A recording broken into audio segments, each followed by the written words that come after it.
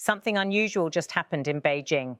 For the first time in years, China held high-level talks with North Korea and left out a word it has always repeated: denuclearization. That single missing word has set off alarms in Seoul, Washington, and Tokyo. Has China quietly abandoned its long-standing promise to support the denuclearization of North Korea? Or is this simply tactical silence, diplomatic ambiguity meant to preserve influence over Pyongyang? For decades, Beijing has consistently included one phrase in almost every statement about the Korean peninsula: the goal of denuclearization. It became standard diplomatic language. Whenever Chinese leaders met their South Korean counterparts, or even when speaking at the United Nations, that phrase was front and center. But this September, something changed. When Chinese President Xi Jinping met North Korean leader Kim Jong-un in Beijing, Kim's first visit to China in over 6 years, the official Chinese readout from the talks was missing the word denuclearization. It talked about peace, stability, friendship, and cooperation, but not about North Korea giving up its nuclear weapons. This omission wasn't just noticed by journalists. Policy experts at think tanks like 38 North and the Korea Economic Institute flagged it within hours. South Korean media outlets from the Korea Herald to Chosun Ilbo ran front-page stories about the missing term. Even veteran China watchers called it highly unusual and potentially deliberate. To the untrained eye, it might seem trivial, a word dropped in a press release. But in diplomacy, words are signals. Omitting denuclearization raises a profound question. Is China signaling to Kim Jong-un that it will no longer push him to disarm? Publicly, China has not explained the omission, but privately, Beijing is telling a very different story. Just days after the Beijing summit, South Korea's Foreign Minister Cho Hyun addressed reporters in Seoul.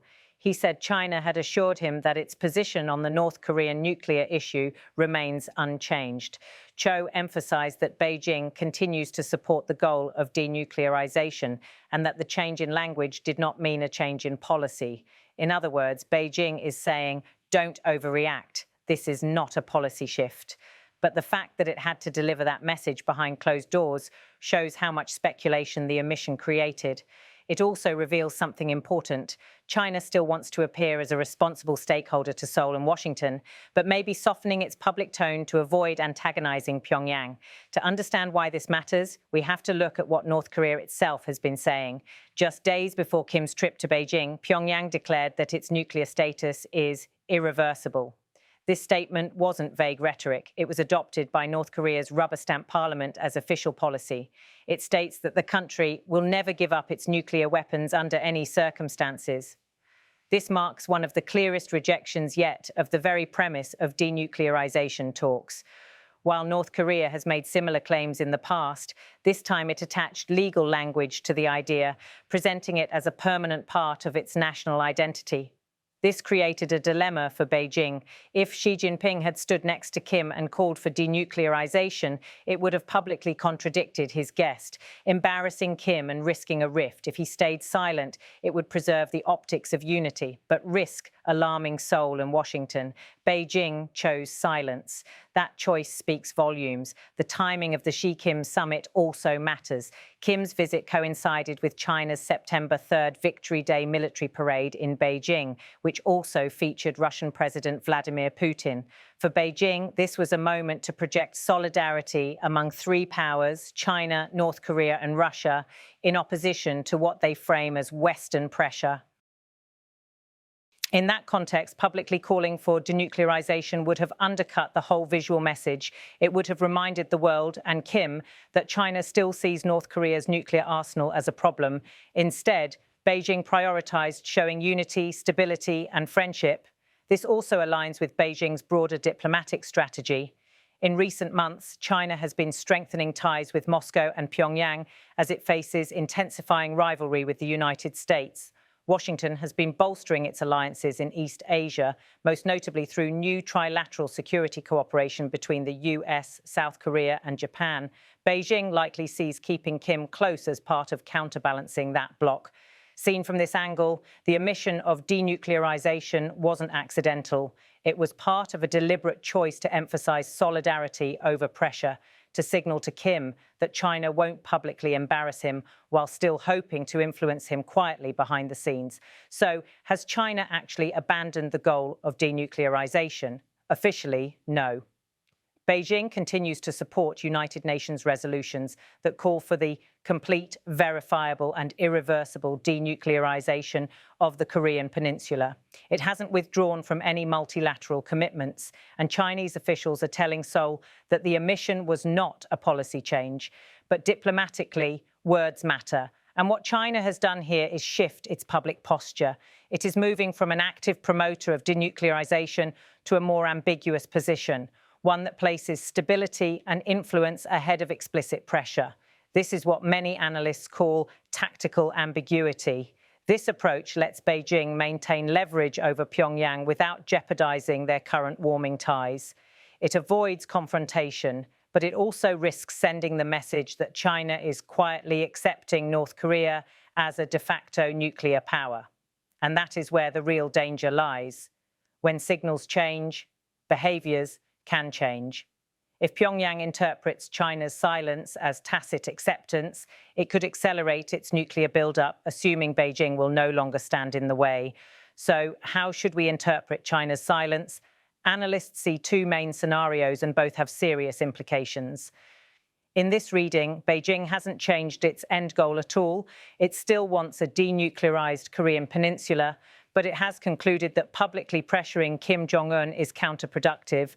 Instead, it's adopting what diplomats call tactical ambiguity.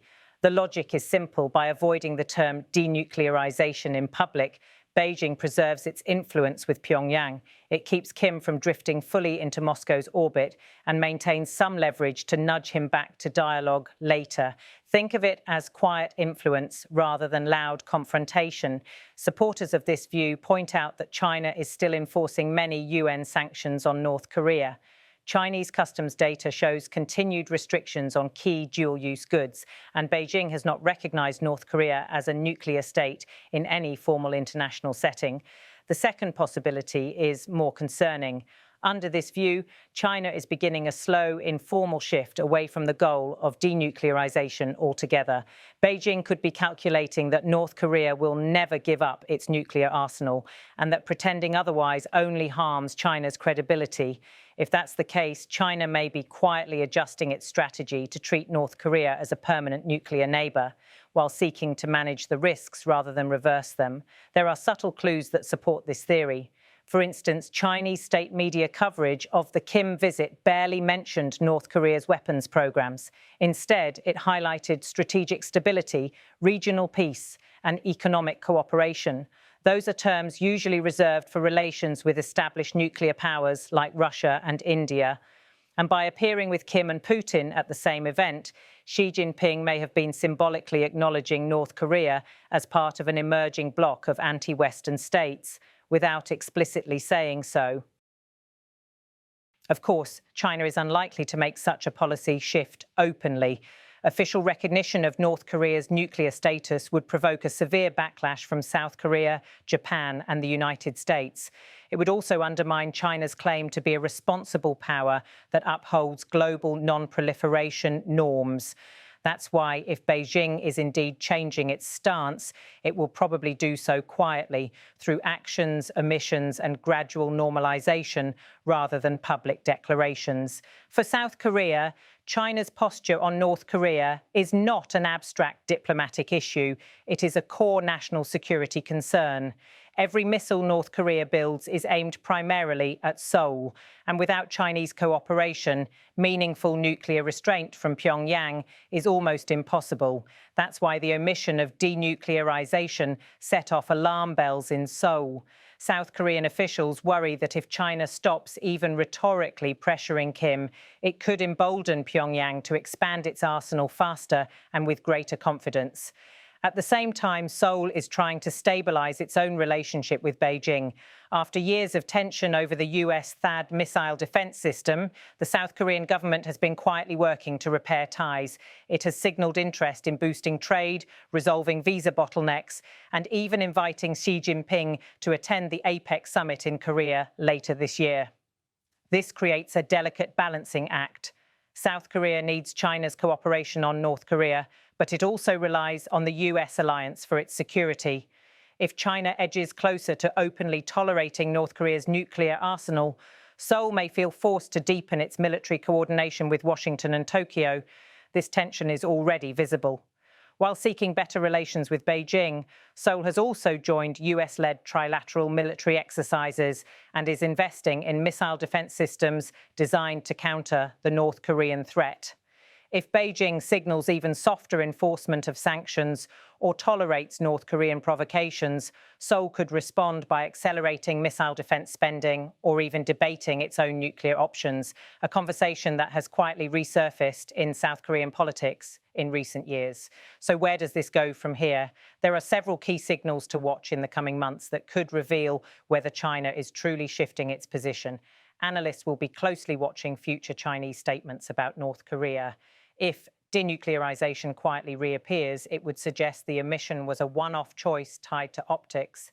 If it stays absent for months, it would look more like a deliberate trend. China's actual enforcement of UN sanctions is critical. Trade flows across the China-North Korea border are a telltale indicator. If enforcement weakens and illicit cross-border transfers increase, it may suggest Beijing is deprioritizing denuclearization. China's behaviour at the upcoming APEC summit in Korea will be another clue. If Xi Jinping attends, South Korea will likely raise the denuclearization issue directly. Watch whether Beijing uses the word publicly during that visit or avoids it again. Finally, look at how Beijing reacts to growing US-South Korea-Japan military cooperation. If China increases criticism or pressure on Seoul for those alliances, it may see them as a bigger threat than North Korea's weapons, another sign its priorities have shifted. These indicators will help determine whether China's omission was symbolic or a real harbinger of policy change. So, has China quietly abandoned the promise of North Korean denuclearization? The honest answer is not yet, but it may be preparing for that possibility. Officially, Beijing says its position hasn't changed. It continues to support denuclearization in private talks and in UN documents. But its public rhetoric is softening, its optics are shifting, and its priorities appear to be evolving. Stability and influence now seem to outweigh pressure and principles. If China keeps silent while North Korea keeps building bombs, the practical effect will be the same as abandonment, even if Beijing never admits it out loud. In diplomacy, what you don't say can be as loud as what you do. China hasn't declared North Korea a permanent nuclear state, but it may be learning to live with one. The next few months will show whether this was a one-time omission or the beginning of a new reality in Northeast Asia. If the word denuclearization returns to China's vocabulary, you'll hear it here first. Subscribe for full coverage from the APEC summit in Korea this October.